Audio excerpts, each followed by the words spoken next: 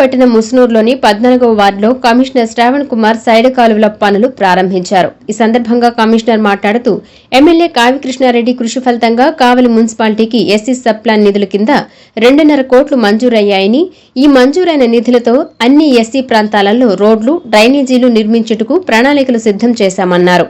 అందులో భాగంగా ముస్నూరులోని 14వ వార్డులో హరిజనవాడ, అరుంధతి వార్డులలో 70 లక్షల రూపాయల వ్యయంతో డ్రైనేజీ కాలువలు నిర్మించుటకు పనులు ప్రారంభించడం జరిగిందని తెలియజేశారు. మిగిలిన ఎస్సీ సబ్ ప్లాన్ నిధులతో త్వరలోనే అన్ని ఎస్సీ ఏరియాలలో రోడ్లు, డ్రైనేజీలు ప్రారంభిస్తామని తెలియజేశారు. ఈ కార్యక్రమంలో దగుమాటి మాల్యాద్రి రెడ్డి, లింగం మాల్యాద్రి, మంద బాలకోటయ్య, మంద ప్రభాకర్, బత్తిన మాల్యాద్రి, బిట్రగుంట వెంకట్రావు, వెంకటస్వామి, బత్తిన ప్రభాకర్, తులా వెంకటేశ్వర్లు, భోగ్యం కిషోర్ రెడ్డి పాల్గొన్నారు.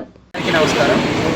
కావలి పురపాలక సంఘంలో ఎస్సీ సబ్ ప్లాన్ నిధుల కింద మన గౌరవ ఎమ్మెల్యే దగ్గుమాటి వెంకటకృష్ణారెడ్డి గారు చేసిన కృషి మేరకు దాదాపు 2.5 కోట్ల రూపాయలు మనం మంజూరు చేసుకోవడం జరిగింది. దీనిలో భాగంగా అన్ని ఎస్సీ ఏరియాస్లో కూడా మనము వివిధ రకాలైన వర్క్స్, రోడ్స్, డ్రైన్స్ ప్రపోజ్ చేసుకున్నాము.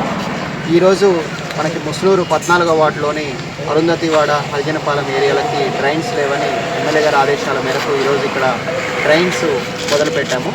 దాదాపు 70 లక్షలతోటి ఈ వార్డులో అన్ని ఏరియాల్లో కూడా డ్రైన్స్ నిర్మించబోతున్నాము.